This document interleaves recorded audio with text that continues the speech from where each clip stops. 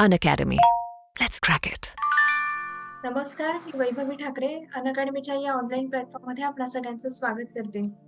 मित्रहो, गेल्या काही दिवसांपासून आपण महाराष्ट्र लोकसेवा आयोगाच्या परीक्षेतून उत्तीर्ण झालेल्या विविध अधिकाऱ्यांशी संवाद साधत आहोत. त्यांचा प्रवास जाणून घेत आहोत, जेणेकरून त्यांचा संघर्ष हा विद्यार्थ्यांपर्यंत पोहोचावा.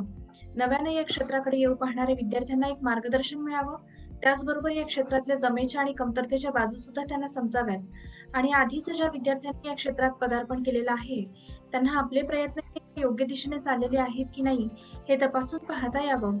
तसेच स्पर्धा परीक्षा करत असणाऱ्या विद्यार्थ्यांच्या मनात अनेक प्रकारचे प्रश्न असतात, की नेमकी मी अभ्यासाला सुरुवात कुठून करावी, कोणकोणती पुस्तकं वाचावीत, अभ्यासाचं नियोजन कसं करावं, प्रिव्हियस इयर क्वेश्चन पेपरचं अनालिसिस नेमकं कसं करावं. तर या आणि अशा अनेक प्रश्नांची उत्तरं आपण या टॉपर स्टॉकच्या माध्यमातून देण्याचा प्रयत्न करत आहोत. आणि आजच्या आपल्या या टॉपर स्टॉकमध्ये आपल्यासोबत आहेत 2019च्या राज्यसेवा मुख्य परीक्षेतून त्यांची डी-वाय-एस-पी या पदासाठी निवड झालेली आहे. यूपीएससीच्या मुख्य परीक्षांचा त्यांना अनुभव आहे आणि एमपीएससीच्या सुद्धा 2 मुलाखती त्यांनी दिलेल्या आहेत. असे अजय कोकाटे सर, नमस्कार.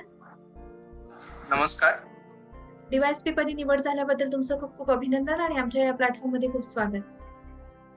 धन्यवाद. तर मुलाखतीला सुरुवात करण्याआधी तुमची ओळख आम्हाला करून द्या. तुम्ही मूळचे कुठले, तुमचं बालपण कुठे गेलं, तुमचं संपूर्ण शिक्षण कुठे आणि कोणत्या स्ट्रीम मध्ये झालं आणि तुमची कौटुंबिक पार्श्वभूमी. ठीक आहे. माझं 10वी पर्यंतचं शिक्षण अंबाजोगाई येथून झालं. तिथंच योगेश्वरी नूतन विद्यालय या शाळेमध्ये. नंतर 11वी-12वीला लातूर मध्ये शाहू कॉलेज येथे झालं. त्यानंतर engineering Walchand college of engineering Sangli या ठिकाणी झालं. 2014ला civil engineer, BTech civil engineer असा मी पास आउट आहे 14चा. त्यानंतर लागलीच मी युपीएससीच्या एक्झामसाठी प्रिपरेशन स्टार्ट केली. त्यानंतर 14 ते 15 हे 1 वर्ष प्रिपरेशन करण्यामध्ये गेलं. त्यानंतर 15, 16, 17 असे 3 मी युपीएससीचे अटेम्प्ट्स दिले. त्या 3 अटेम्प्ट्स मध्ये प्रिलिम पास झालो, पण मेन्स होत नव्हती. त्यामुळे मग 18ला निर्णय घेतला की आता एक जॉब सिक्युरिटी पाहिजे आपल्याला आणि काहीतरी चांगलं बेटर ऑप्शन प्लॅन बी लागतो. तर तो मी एमपीएससी ठेवला होता. तर 18ला मी एमपीएससीला शिफ्ट झालो. तर मग त्यावेळेला एमपीएससी राज्यसेवा जोर केली, सोबतच बाकीच्या पण एक्झाम देत होतो, जसं कंबाईंड असेल, फॉरेस्ट असेल. तर 18ला मी राज्यसेवेमध्ये इंटरव्ह्यूला गेलो. फॉरेस्टला इंटरव्ह्यू झालो एमपीएससीच्या, पण सिलेक्शन नाही झालं. मग 19ला परत राज्यसेवाला तो मधून ही पोस्टच निघाली यावेळेला डी-वाय-एस-पी. आणि वनसेवेच्या इंटरव्ह्यूला होतो, पण इकडची पोस्ट निघाल्यानंतर परत एखादी पोस्ट घेऊन एका मुलाचं नुकसान करायचं नाही म्हणून ती पोस्ट इंटरव्ह्यूच दिला नाही. ओके. आणि तुमची कौटुंबिक पार्श्वभूमी? माझी आई गृहिणी आहे आणि वडील कोर्टामध्ये क्लर्क आहेत. एक छोटा भाऊ आहे, तो आता बीएससी ऍग्री झालेला आहे. अच्छा सर, नेमकं मग तुम्ही स्पर्धा परीक्षा हे क्षेत्र ऍज अ करिअर म्हणून कसं निवडलं, ते निवडण्यापाठीमागचं कारण काय होतं? इंजिनिअरिंगला असताना, स्पेशली सेकंड इयर थर्ड इयरला असताना मला असं जाणवलं की माझ्या ज्या पर्सनॅलिटी आहे, तो पर्सनॅलिटीला सूट होणारा जॉब हे सिव्हिल सर्व्हिसेस मध्ये आहे. म्हणजे तो जॉब सिव्हिल सर्व्हिसेस मध्ये आहे आणि आपण चांगल्या पदावर जाऊन चांगल्या लोकांसाठी खूप चांगलं काम करू शकतो. त्यावेळेला पुस्तकं वाचलेले होते, न्यूजपेपर मधून आर्टिकल्स येत होते, अधिकाऱ्यांविषयी येते. तर त्याच्यातून एक प्रेरणा भेटली. बऱ्याच आमच्या कॉलेजमध्ये जे सिनियर होते त्यांच्याशी बोललो, ते पण प्रिपरेशन करत होते. तर मग त्यांच्यातून बोलण्यातून कळालं की इट्स अचिवेबल. आणि स्वतःच जे न्यूजपेपर वाचून जे सवय लागलेली होती, ज्ञान वृद्धी व्हायला सुरू झालेली होती, तर मग त्याच्यातून इकडे वळायचा निर्णय घेतला आणि नंतर मग 14 नंतर कम्प्लिटली याच्यातच आलो, फुल टाइम प्रिपरेशन. सर, मग डी-वाय-एस-पी हा तुमचा पहिलाच प्रेफरन्स होता का? म्हणजे पोलीस प्रशासनात येण्याचं पाठीमागचं कारण काय? असं नाही. युपीएससी मध्ये ऍक्च्युली माझं स्वप्न काय होतं, तर आयएएस किंवा आयपीएस बनणे. तेच युपीएससी मध्ये होतं. तर एमपीएससी मध्ये तेच आहे की डेप्युटी कलेक्टर आणि डी-वाय-एस-पी त्याच पद्धतीचे काम करता येतात, म्हणून मी ते प्रेफरन्स तेच ठेवले होते. आणि योगायोगाने मला अभ्यास करून आणि नंतर थोडंसं म्हणजे 99% हार्ड वर्क, 1% लक, डी-वाय-एस-पी भेटलं. आणि आता असं आहे की लगेचच इमिजिएट नाही आयपीएस झालं तरी 20 वर्षांमध्ये, 15-20 वर्षांमध्ये तरी आयपीएस होईलच. या बेसिसवर हे घेतलं. ओके. सर UPSC आणि MPSC या दोन्ही परीक्षांची तयारी सोबत करता येते का? आणि करायचं असेल तर कशा पद्धतीने आपल्याला नियोजन करण्याची गरज असते? तुम्ही विद्यार्थ्यांना काय सांगाल त्या बाबतीत? नाही, माझं मत या ठिकाणी एक आहे की दोन्ही परीक्षांची तयारी सोबत करूच नये. कारण 2014चे मला एक शेवटचे माहिती आहे, सुधाकर शिंदे सर, जे आपल्या कोरोना योद्धे होते, त्रिपुरा केडर IAS, ते एकाच बॅचला डेप्युटी कलेक्टर आणि IAS झाले. त्यानंतर महाराष्ट्रामध्ये माझ्या तरी ओळखीत कोणी नाहीये की जो UPSC आणि UPSC एकाच ओके. दोन्ही कॉम्पिटिशन खूप वेगळ्या वाढलेली आहे, त्यामुळे ते आता शक्य होत नाही. ओके. सर तुमची पूर्व परीक्षेची जी अभ्यास पद्धती होती, थोडी आम्हाला विस्तृतपणे सांगा. तुम्ही GS ला किती वेळ देत होता? CSAT ला किती वेळ देत होतात? आणि GS मध्ये पण सब्जेक्ट कशा पद्धतीने तुम्ही प्रायोरिटाइज केले होते? प्रिलिमला असं करायचं की एक्झामच्या आधी 1 महिना ते 2 महिने UPSCचा म्हणजे आधी UPSC केल्यामुळे बऱ्यापैकी अभ्यास झालेला होता. त्यामुळे राज्यसेवेच्या प्रिलिमच्या आधी 1 ते 2 महिने आपण रिव्हिजन करताना, जो म्हणजे रिव्हिजन टाइम असतो आपला, तेवढ्या टाइम मध्ये अभ्यास करायचो. त्यामध्ये CSAT पेपर सॉल्व्ह करणे, त्यातल्या त्यात स्पेसिफिकली राज्यसेवेचे आधी पडलेले, म्हणजे आता आपण 2021चा जो कोणी अटेम्प्ट देणार आहे, तर त्याने 13 पासूनचे 19 पर्यंत जे 6-7 पेपर शिल्लक आहेत, तर त्या पेपरची प्रॅक्टिस केली पाहिजे. तर मग तसे पेपर ते मी सॉल्व्ह करत होतो पूर्ण. आणि बाकीच्या क्लासेसचे टेस्ट सिरीजचे ते एक नाही तर जास्तीत जास्त 5 पर्यंत 4-5 पेपर पर्यंत CSAT ची प्रॅक्टिस करायचो. GSच्या पेपरची मी प्रॅक्टिस करत नव्हतो. मी GSच्या पेपर्सला म्हणजे राज्यसेवेचे जे आधीचे पडलेले प्रश्न आहेत, जसे आता मार्केटमध्ये 20,000 MCQ चे पुस्तकं आहेत, तर ते पुस्तकांमधून राज्यसेवेचेच प्रश्न सॉल्व्ह करत होतो आणि त्याच्यावरच लॉजिक डेव्हलप करायचा प्रयत्न करत होतो. ओके. हे- सर हा बोला. हे टेस्टच्या बाबतीत झालं. आणि ज्या वेळेला असं प्रिपरेशन येतं, तर प्रिपरेशनच्या बाबतीमध्ये माझं होतं की क्लिअरली एका दिवसामध्ये एक सब्जेक्ट करायचाच नाही कधी. एका दिवसामध्ये जर एकच सब्जेक्ट करत बसलो आपण 8-10 तास, तर आपली इफिशियन्सी डाऊन होते. आणि हे सायंटिफिकली प्रोव्हन पण आहे. तर मग त्यामुळे काय करायचो की दिवसाला 2 ते 3 सब्जेक्ट तरी घेत होतो मी डेली. म्हणजे जे आपले स्लॉट पडतो आपण अभ्यासाचे 2 तासाचा 3 तासाचा, त्यामध्ये वेगवेगळे सब्जेक्ट घेत होतो. हे माझी एक स्ट्रॅटेजी असायची. त्यामुळे ठीक आहे की एक सब्जेक्ट कव्हर करायला 15 दिवस लागायचे, पण 15 दिवसात माझे at a time 3 subject cover होत होते. ओके. सर मुख्य परीक्षेत जो पेपर 3 आहे HR आणि HRD, तर त्याची अभ्यास पद्धती तुमची कशी होती? त्यासाठी तुम्ही कोणकोणते सोर्स वापरत होतात? आणि 100% तुम्ही पुस्तकांवर डिपेंड होतात की काही ऑनलाईन सोर्सेसची मदत तुम्ही त्या विषयाच्या तयारीसाठी घेतली होती? हा खूप महत्वाचा प्रश्न आहे. आता माझं GS3 ला काय झालं होतं ते मी सांगतो. मी MPSC ची परीक्षा 2016 पासून देतो, राज्यसेवा मेन्स. पण 16-17 ला UPSCचा अभ्यास करत होतो, त्यामुळे जेवढा नाही. तर 16 मी सरळ जाऊन बसलो होतो, 72 मार्क्स आले होते अभ्यास न करता, कोणतंच पुस्तक न वाचता. 17 मध्ये पुस्तक वाचले होते, काही दोन्ही UPSC MPSC सोबत करत होतो, तर मार्क्स रिव्हर्स आले होते, 68 मार्क आले. त्यानंतरच्या पुढच्या वर्षी खूप अभ्यास केले, भरपूर सोर्सेस वाचले, तरी मार्क्स 79 होते. आणि या वेळेला मग शेवटच्या वेळेला 19 मध्ये 104 मार्क्स आले. तर माझं काय चुकलं ते खूप इम्पॉर्टंट आहे. कारण पहिली गोष्ट, मी MCQ अनालिसिस केले नव्हते, म्हणजे जे प्रिव्हियस इयर क्वेश्चन पेपर आहे त्याचं अनालिसिसच केलं नव्हतं, फक्त मी वाचन करत होतो. दुसरी गोष्ट, मी स्टँडर्ड सोर्स वापरले नव्हते. मार्केटमध्ये एखादं नवीन पुस्तक आलं की त्या पुस्तकाच्या मागे मी लागलो होतो, त्याच्यामुळे फक्त डेटा घेणे हा प्रकार मी केला होता. त्यामुळे खूप तोटा झाला, लॉजिक डेव्हलपच झालं नव्हतं. आणि त्याचं असं होतं की मग नंतर GS3 ला लक्षात आलं की क्लिअरली तुमचे 2 पार्ट आहेत, HRD आणि HR. त्याच्यामध्ये काही पार्ट असा आहे की त्या पार्ट मध्ये फक्त तुम्ही डेटा दिलेला असतो, म्हणजे क्लिअरली सिलेबस डिफाईन्ड आहे, तेवढ्या जर पद्धतीच्या तुम्ही नोट्स काढल्या आणि रिवाइज केल्या तर त्याच्यातून मार्क्स येतात.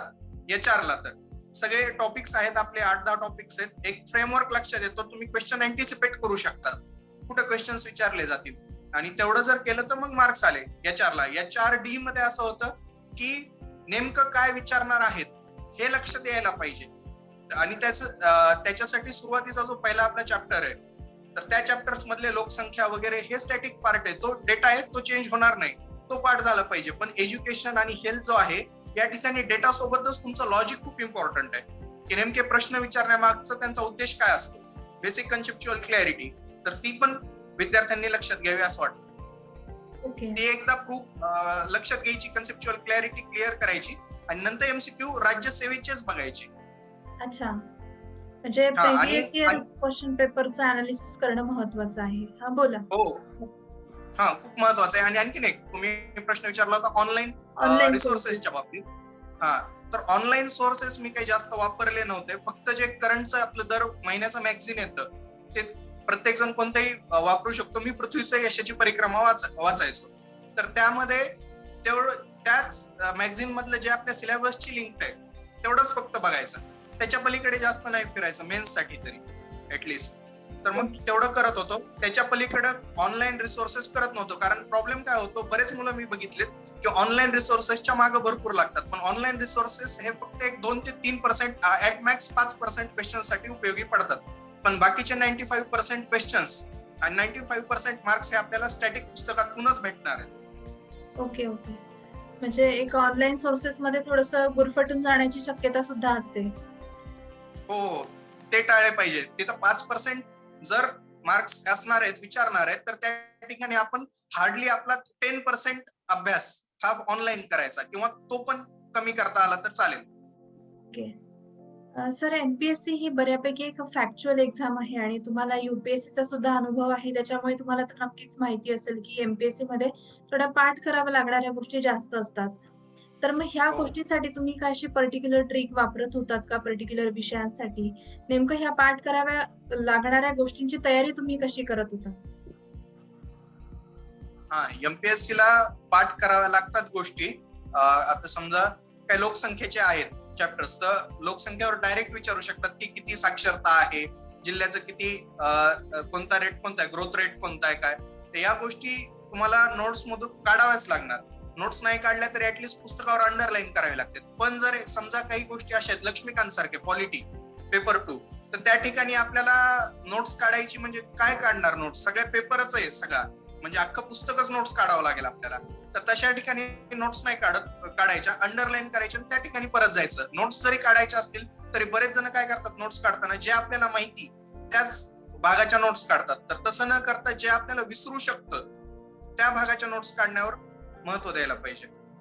आणि ट्रिक्स बऱ्याच वेळेला आपण बनवत असतो की समजा काही एखादा गोष्ट असेल फॅक्च्युअल आणि लक्षात ठेवायचं असतील, समजा कोकणातल्या नद्या आहेत आणि त्यांच्या खाड्या आहेत, तर त्यांचं साऊथ टू नॉर्थ आपण काहीतरी असं हे बनवतो न्यूमोनिक्स, तसं बनवून आपण लक्षात ठेवतो. तर तसं पण करता आलं पाहिजे. ओके. सर, म्हणजे अभ्यास आपण सगळेच विद्यार्थी अभ्यास करत असतात. पण तो अभ्यास आपण प्रॉपर इम्प्लिमेंट त्या 2 तासात करतो का त्याच्यावर बऱ्यापैकी यश अवलंबून असतं. तर मग नेमकं त्या 2 तासात तुमची पेपर सॉल्व्ह करण्याचं टेक्निक तुमचं कसं होतं? तुम्ही काही राउंड सिस्टम मध्ये पेपर सॉल्व्ह करत होतात का? एलिमिनेशन टेक्निक तुम्ही कशा पद्धतीने वापरत होतात? हा, हे खूप महत्वाचं आहे. आता त्याला 2 वेगवेगळे अप्रोच 2 वेळेला मी ठेवत होतो. प्रिलिम्सला एक वेगळा अप्रोच असायचा, मेन्सला एक वेगळा अप्रोच असायचा. आणि असं असायचं की प्रिलिम्सला तुम्ही राऊंड सिस्टीम करू शकतात. 100 क्वेश्चन्स असतात, 2 तास वेळ असतो. तर राऊंड सिस्टीम करू शकतात. मी 2च राऊंड करायचो. पहिला राऊंड तो जवळपास 80 म्हणजे एकतर सगळ्यात महत्वाचं याच्यात सुरुवातीला येतं की तुम्ही अटेम्प्ट किती करणार आहेत. तर निगेटिव्ह मार्किंग आता 1/4 झालेली, मी 1/3 निगेटिव्ह मार्किंग असताना सुद्धा फुल अटेम्प्ट करत होतो प्रिलिमला तरी. जीएस ला, सीसॅटला जे येत नाहीत मॅथ्स तर त्याला हात लावत नव्हतो, बाकीचे सगळे अटेम्प्ट करत होतो. पण जीएस ला तर 100 आउट ऑफ 100च अटेम्प्ट करायचो. कारण जर प्रोबॅबिलिटी पाहिली 1/3 निगेटिव्ह मार्किंग असताना आपलं उत्तर बरोबर याची प्रोबॅबिलिटी असते 25% आणि निगेटिव्हची प्रोबॅबिलिटी असते 75%. त्यातली 1/3 मार्क कट होणार म्हणजे 25% मार्क कट होणार असतात आणि 25%च आपलं गेन होऊ शकतं. त्याच्यामुळे नो प्रॉफिट नो लॉस येतं जर आपलं बॅड लक नसेल तर मग त्या ठिकाणी असं करायचं, अज्युम करायचं की आपलं इम्प्लाइड नॉलेज असतं, आपण वाचलेलं बरंच, त्याच्यामुळे आपलं हे 25% जे उत्तर बरोबर यायचं असतं त्याच्यापेक्षा जास्त जातात उत्तर. फॉर एक्झाम्पल 40 प्रश्न जर असे घेतले की ज्या प्रश्न आपल्याला काहीच माहिती नाही येत असं सपोज केलं, तर त्या ठिकाणी आपले 10 तरी बरोबर येतातच. म्हणजे नॉर्मल प्रोबॅबिलिटीने की 25% बरोबर येणार. 30 निगेटिव्ह गेले तर आता 1/4 निगेटिव्हने तर फक्त 7.5 निगेटिव्ह जाणार आहेत. आणि आपले बरोबर आलेले 10 आहेत, तर 2.5 मार्क्स आपण फक्त एक्स्ट्रा अटेम्प्ट केल्यामुळे आपल्याला भेटणार आहेत. त्याच्यामुळे जे विद्यार्थ्यांनी हे जे मनामध्ये हेजिटन्सी असते जास्त अटेम्प्ट करण्याबद्दल, आपली निगेटिव्ह मार्किंग जाते का काही, ही सोडली पाहिजे आणि जास्त अटेम्प्ट करायला शिकलं पाहिजे. ओके. दुसरी गोष्ट, मी बरेच जण बघतो की मी प्रिलिम्सचा पेपर जीएसचा 1-1.5 तासात सॉल्व्ह केला आणि शेवटचे 15-20 मिनिट निवांत राहिलो. हे खूप चुकीची पद्धत आहे. तुम्ही शेवटच्या मिनिटापर्यंत विचार केला पाहिजे. कोणतं लॉजिक कोणत्या ठिकाणी कसं लागेल हे सांगता येत नाही, त्याच्यावर विचार केलाच पाहिजे. ओके. असं नाही करायचं की शेवटचे 5-10 मिनिट रिकामे ठेवले.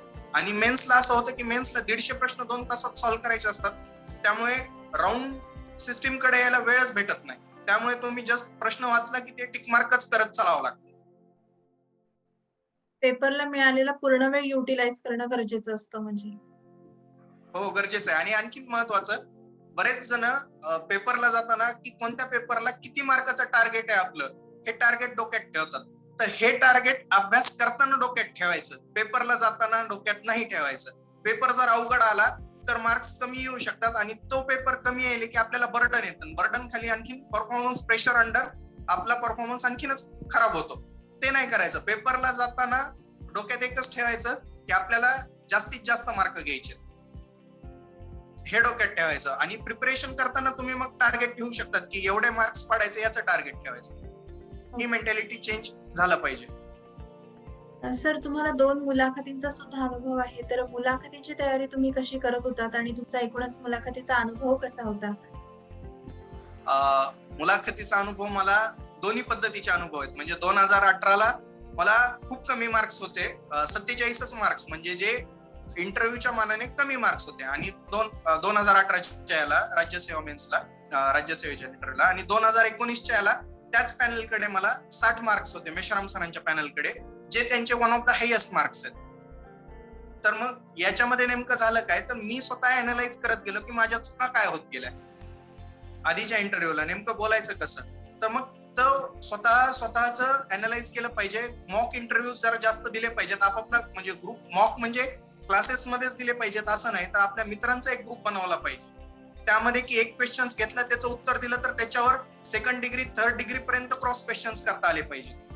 की हा प्रश्न याला काय क्रॉस येऊ शकतो, क्रॉस क्वेश्चन, मग त्याचा आन्सर दिल्यावर त्याला काय क्रॉस क्वेश्चन येऊ शकतो, हे मी 5व्या लेवल पर्यंत करत होतो काही प्रश्नांमध्ये, आणि त्याचा नक्कीच मला फायदा झाला. आणि आपला जो प्रोफाईल असतो, त्या प्रोफाईल मधल्या प्रत्येक शब्दावर जर प्रिपेअर केलं तर फायदा पडतो. माझा 70% इंटरव्ह्यू ह्या वेळेला एक्सपेक्टेड लाईन्सवर झाला, मी प्रिपेअर केलेल्या लाईन्सवर, त्यामुळे खूप चांगला फायदा झाला. ओके. सर, ही संपूर्ण परीक्षा एक प्रकारे संयमाची परीक्षा म्हणून ओळखली जाते, की आपले संयम फार महत्त्वाचे आहेत या संपूर्ण प्रवासात, कारण हा प्रवास थोडासा लेंदी असतो. तर ह्या परीक्षेत म्हणजे विद्यार्थ्याच्या संयमाबरोबर त्याच्या पालकांचे संयम सुद्धा खूप महत्त्वाचे असतात. तर तुमच्या या संपूर्ण प्रवासात तुमच्या कुटुंबियांची काय भूमिका होती? हे नक्कीच महत्वाचं आहे, संयम लागतोच. माझ्या कुटुंबाची भूमिका मला कायमस्वरूपी सपोर्टिव्ह राहत आलेली. ते कशामुळे, तर मी त्यांच्यासोबत कम्प्लिटली ऑनेस्ट होतो आणि कम्प्लिटली ट्रान्सपरंट होतो की जे एक्झाम मध्ये मी जे मार्क्स पडत होते, कोणत्या एक्झामला किती मार्क्स येतात, ते कट ऑफला किती लागतात, हे सगळ्या गोष्टी मी सांगत होतो त्यांना. एवढा माझा अभ्यास झाला, मग त्यांना लक्षात येत होतं की हा अभ्यास करतोय, पुण्यात जरी असला तरी हा अभ्यास करतोय. मग त्याच्यातून लक्षात येत होतं की याची इम्प्रूव्हमेंट होती का नाही. मग त्यामुळे ते आपल्याला नेक्स्ट टाइम सपोर्ट करतात. ऑनेस्ट राहायची गरज आहे. सर, मुलाखतीच्या शेवटाकडे येताना मी तुम्हाला विचारेल, की एकूणच निकालाच्या दिवशीच्या तुमच्या कुटुंबियांच्या आणि तुमच्या प्रतिक्रिया काय होत्या? तुम्ही कुठे होतात त्या दिवशी? निकालाच्या वेळेला म्हणजे पुण्यात राहिलो असतो, पण कोरोना असल्यामुळे आम्ही घरीच होतो आणि खूप एक्साइटेड, म्हणजे एक वेगळी नर्वसनेस होता ऍक्च्युली चेक करताना की काय होणार आहे का नाही आपलं. आणि लिस्ट मध्ये ज्या वेळेला नाव दिसलं त्यावेळेला क्षणभर हे झालं, म्हणजे असं स्टॉप झाल्यासारखं सगळं झालं होतं. ते काही कळत नव्हतं, म्हणजे ऍक्च्युली पुढचे 5 मिनिटं काहीच कळालं नाही की काय झालंय. फक्त सांगितलं की असा सिलेक्शन झालेलं आहे आणि जस्ट तेवढंच, मग बाकी काही नाही. तिथून पुढे नंतर मग भरपूर कॉल एवढे चालू झाले की मग पुढचा 1 दिवस तर लक्षातच राहतं कसं चालतं. ओके. सर, एक शेवटचा प्रश्न विचारते आणि आपण मुलाखतीचा समारोप करूया. या स्पर्धा परीक्षांच्या क्षेत्राकडे करिअर म्हणून पाहणाऱ्या विद्यार्थ्यांना आणि त्यांच्या पालकांना तुमचा काय सल्ला असेल? जर आवड असेल, नक्की स्वतःची आवड असेल आणि कॅपॅसिटी असेल, कॅपॅसिटी इन द सेन्स की हार्ड वर्किंग आहेत का, आपण 8-10 तास अभ्यास करू शकतो का, आपल्यामध्ये तेवढा पेशन्स आहे का, 2-3-4 वर्ष या ठिकाणी येण्याचा ऍव्हरेज टाइम पिरियड आहे पास आउट होण्याचा, एवढी तयारी असेल तरच या क्षेत्रामध्ये यावं. आणि तरीही या क्षेत्रामध्ये येताना एक प्लॅन बी तयार असला तर खूप चांगलं आहे. प्लॅन बी जर तयार नसेल तर खूप टेन्शन येतं. प्रिपरेशनच्या टाइम मध्ये ज्या वेळेला रिझल्ट आपल्या साईडने लागत नसतात त्यावेळेला टेन्शन येतं. ते टेन्शन टाळण्यासाठी प्लॅन बी असलाच पाहिजे. आणि बरेच जण नाहीत क्लिअर होऊ शकत अभ्यास करून पण, त्यांच्यासाठी पण तो खूप असणं खूप महत्वाचं. त्याच्यामुळे प्लॅन बी ठेवा आणि तेवढी आपली स्वतःची कॅपॅसिटी आहे का आणि आवड आहे का, या 2 जर गोष्टी असतील तरच या क्षेत्रामध्ये, नाहीतर येऊ नका. नक्कीच. विद्यार्थी मित्र हो, अजय कोकाटे यांनी आपल्याला एमपीएससी रिलेटेड विविध घटकांवर अतिशय उत्तम असं मार्गदर्शन केलेलं आहे. पूर्व परीक्षेत अभ्यास पद्धती त्यांची कशी होती ते त्यांनी विस्तृतपणे सांगितलं. मुख्य परीक्षेतील HR आणि HRD या विषयाची तयारी त्यांनी कशी केली, ऑनलाईन सोर्सेसचा वापर कसा केला, पाठांतर कराव्या लागणाऱ्या गोष्टींची तयारी त्यांनी कशी केली, एक फॅक्च्युअल डेटा आपण कशा पद्धतीने लक्षात ठेवावा, तसेच त्यांचा मुलाखतीचा अनुभव त्यांनी आपल्यासोबत शेअर केलेला आहे. रिझल्टच्या दिवशीच्या त्यांच्या प्रतिक्रिया आणि त्यांच्या कुटुंबियांच्या सुद्धा त्यांनी आपल्यासोबत शेअर केलेल्या आहेत. आणि तुम्हाला तुम्हाला आवड जर असेल तरच तुम्ही या क्षेत्राकडे या, असा एक मोलाचा सल्ला विद्यार्थ्यांना त्यांनी दिलेला आहे. आणि सर, तुम्ही आमच्या या प्लॅटफॉर्म मध्ये सहभागी झालात त्याबद्दल तुमचे खूप खूप आभार आणि तुमच्या पुढील वाटचालीस अनअकॅडमी कडून खूप खूप शुभेच्छा. थँक्यू. आणि अनअकॅडमीने मला या प्लॅटफॉर्म उपलब्ध करून दिला की जे ऍस्पायरंट आहेत त्यांच्याशी कनेक्ट व्हायला, त्यासाठी अनअकॅडमीचे सुद्धा खूप खूप आभार. Thank you so much. नमस्कार विद्यार्थी मित्रांनो, आत्ताचा इंटरव्ह्यू जो मुलाखत घेण्यात आली आहे तो व्हिडिओ तुम्हाला आवडला असेल. सर्व काही तुमच्यापर्यंत आम्ही सोपवण्याचा प्रयत्न करत आहोत. याच व्हिडिओच्या खाली एक अनअकॅडमीची लिंक दिलेली असणार, जिथून तुम्ही ॲप डाउनलोड करू शकता. त्या ॲप मध्ये तुम्हाला सर्व काही फ्री ऑफ कॉस्ट खूप काही कंटेंट भेटणार आहे. त्याच्यामध्ये तुम्ही PDF डाउनलोड करू शकतात, स्पेशल फ्री लेक्चर्स बघू शकतात. फक्त ते बघण्यासाठी तुम्हाला एक कोड वापरावा लागेल. तो कोड आहे कॅपिटल लेटर्समध्ये विदाऊट स्पेस MPSC लाईव्ह. परत एकदा सांगतो, MPSC लाईव्ह. तर असेच वेगवेगळे सर्व काही व्हिडिओ इंटरव्ह्यू तुमच्यापर्यंत आम्ही पोहोचवण्याचा प्रयत्न करू. भारतातील सर्वात दिग्गज अशी ऑनलाईन प्लॅटफॉर्म एज्युकेशनल फील्डमध्ये आपल्या MPSC कॅटेगरीमध्ये तुमच्यापर्यंत आम्ही पोहोचवण्याचा प्रयत्न करत आहोत. तर भेटूया पुन्हा एकदा अशाच व्हिडिओ करता. तोपर्यंत जय हिंद, जय महाराष्ट्र.